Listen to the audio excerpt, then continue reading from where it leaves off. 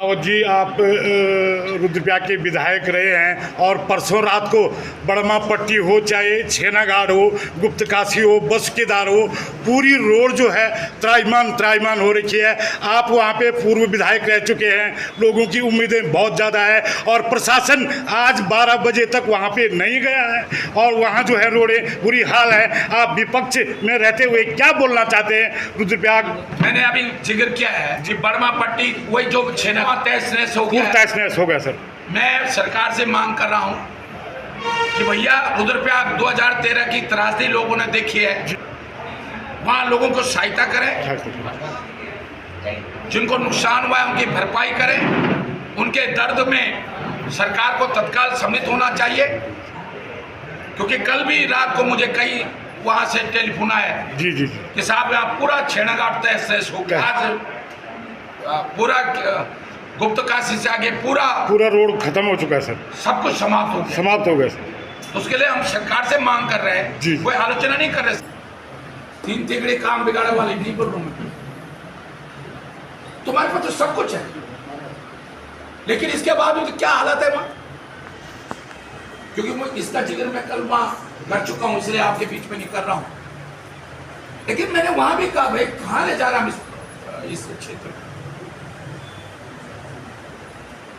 तो मैंने कष्ट दिया आपको। बहुत बहुत धन्यवाद आपका।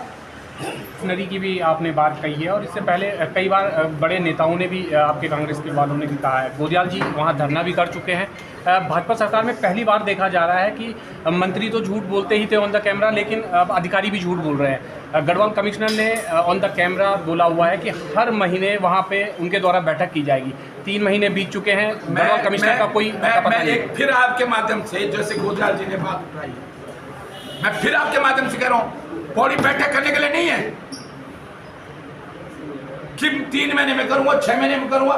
मैं करूं तुम हर हफ्ते भी बैठक करते हो तो भी हम सहमत नहीं है। कमिश्नर को पौड़ी बैठना पड़ेगा। अगर किसी एक दिन के लिए भी बाहर जाता है तो उसको जवाब देना पड़ेगा पौड़ी के गढ़वाल की जनता को कि किस काम से बाहर जा रहा है। ये कोई तुम मंत्री थोड़ी हो भाई, तुम मंत्री थोड़ी हो, तो मुख्यमंत्री थोड़ी हो कि तुम्हारा मुख्यालय देहरादून थोड़ी है। कमिश्नर का हेडक्वार्टर, माना मैं मंत्री हूं, माना उत्तराखंड में, अब मैं रोज दिल्ली बैठूं, अब मैं कहूं कि मैं देहरादून मीटिंग करने के लिए 3 महीने में या 2 महीने में या 1 महीने में 1 दिन आऊंगा, तो मैं मुख्यमंत्री या मैं मंत्री उत्तराखंड का हूं या मैं दिल्ली का हूं? ऐसे लोग बेवकूफ बना रहे कि ग्रीष्मकाल राजधानी। अरे ग्रीष्मकालीन मैं बहुत साफ कहना चाहता हूं गैरसैंण के मामले में, ग्रीष्मकालीन राजधानी तो बनी नहीं। ग्रीष्मकालीन सत्र अलग हुआ और राजधानी अलग हुआ। राजधानी का मतलब यह है कि 3 महीने ग्रीष्म, 4 ऋतु है, ग्रीष्म ऋतु, वर्षा, शीत ऋतु और बसंत ऋतु। तो 3 महीने का एक ऋतु हुई ना, तो वो ग्रीष्मकालीन राजधानी का मतलब हुआ कि 3 महीने चीफ सेक्रेटरी पूरा सचिवालय जो है गैरसैंण से चलेगा। क्यों बना रहे हो बेवकूफ उत्तराखंड के लोगों को? क्यों ग्रीष्मकालीन राजधानी? ग्रीष्मकालीन राजधानी जो है तो 1.5 दिन के लिए नहीं होती, वो 1.5 दिन के लिए। अब वही हुआ। उससे पहले मेरा जो बयान आया था मीडिया में कि वो अल्लाह होगा, पहले तो 3 दिन चल जाता, इस बार तो 1.5 दिन में भी निपटा दिया।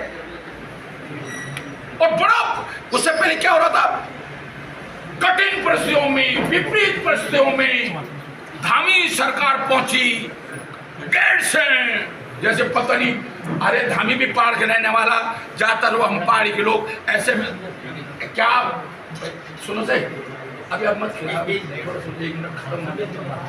सर। रावत जी, मैं एक सवाल पूछना चाहता हूँ। आपने रुद्रप्रयाग चिरविटिया कॉलेज की बात की है, आज तक उसमें कोई ही भी मतलब स्टार्ट नहीं हुआ है और आपके माध्यम से थाती बड़मा में सैनिक स्कूल खोला गया था और वो आज तक भी जैसे आपने किया था ऐसे ही है। आप क्या बोलना चाहेंगे? ये हिंदुस्तान का चौथा प्रदेश था जहां सैनिक स्कूल, दूसरा सैनिक स्कूल स्वीकृत हुआ था गोरखनाथ के बाद। और आप विश्वास करोगे नहीं करोगे, कोई एक मंत्री इतनी चिंता नहीं करता। मैंने सोचा ये जो अधिकारी भारत सरकार की टीम आई है, ये ठीक से रिपोर्ट देगी कि नहीं देगी। हेलीकॉप्टर में एज ए मंत्री हेलीकॉप्टर में वहां ले गया भारत सरकार की टीम को।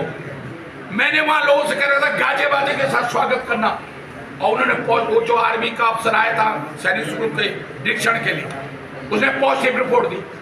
10 करोड़ रुपए खर्च हो गया सैनिक स्कूल पर। स्वीकृत है सैनिक स्कूल रुद्रप्रयाग में, सड़क बन गई वहां तक।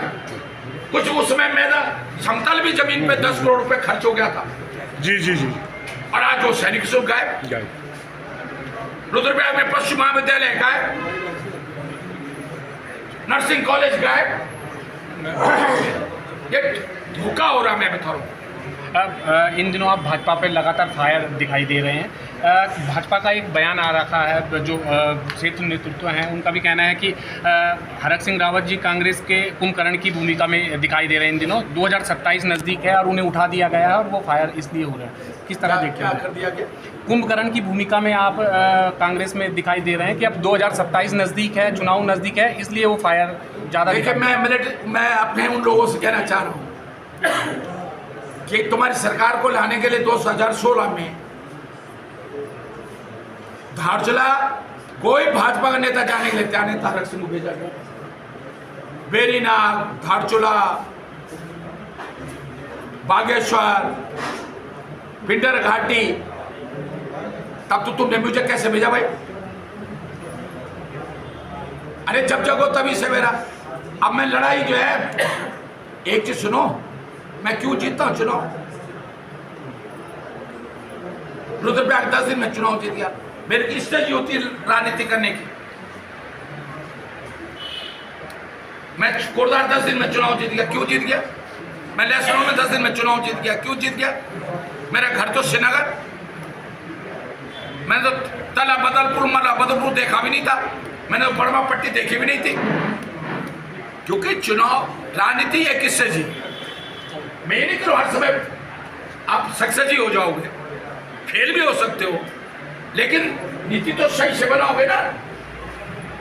अब हमने ये जो, अगर मैं 3 साल पहले बमबारी करता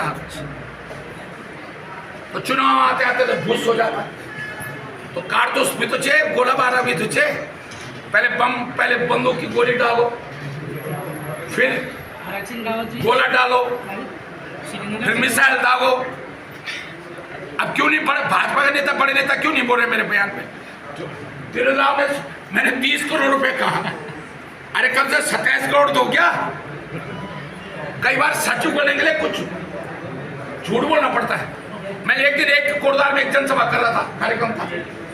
कोरदार degree college principal Dwivedi ji को मैं 15 साल से 20 साल से जानता था। मैंने जानबूझकर उनका नाम गलत लिया। सुन लो भैया, मैंने उनका नाम जानबूझ के गलत लिया तो लोग नीचे कहने नहीं साहब तो डॉक्टर द्विवेदी। मैंने कहा मैं ये जानना चाह रहा था कि डॉक्टर द्विवेदी कितने लोकप्रिय हैं कोरदार में, इसलिए मैंने जानबूझ गलत नाम लिया। मुझे पता था 27 करोड़ का भी। अब मैं 27 करोड़ बोलता तो तेरे लोग बयान नहीं देते। अब ये तो साबित हो गया ना कि हाँ भाई 30 नहीं 27 और अब 82 ही तो 35 करोड़ हो गया।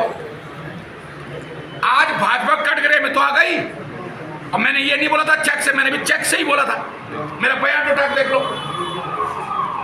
मैंने कहा मुझको कहा गया पैसे देने के लिए, मैं रामनगर गया, मैंने सर खनन वालों को बुलाया, बाकी कौन देता पैसा? अरे अभी तो मैं ये कह रहा हूं चेक से पैसा दिया गया था, लिस्ट जारी कर दो तो कोरदार के लोग ये महसूस करेंगे कि कौन दानदाता था वो पैसे देने वाला। रामनगर के लोग ये तो देखेंगे कि कौन दानदाता था। कल तुम्हारे प्रेस क्लब वालों की कोई कार्यक्रम होगा, तुम उस दानदाता पे तो जाओगे कि भाजपा को तुम इतना चंदा दे रहे हो, हमको भी दे दो भाई। उनको 10 लाख दे रहे हो, हमें 50,000 तो दे दो। क्यों? उत्तराखंड की जनता ये जानना चाहती है कि भाजपा को 27 करोड़ रुपया चंदा किसने दिया?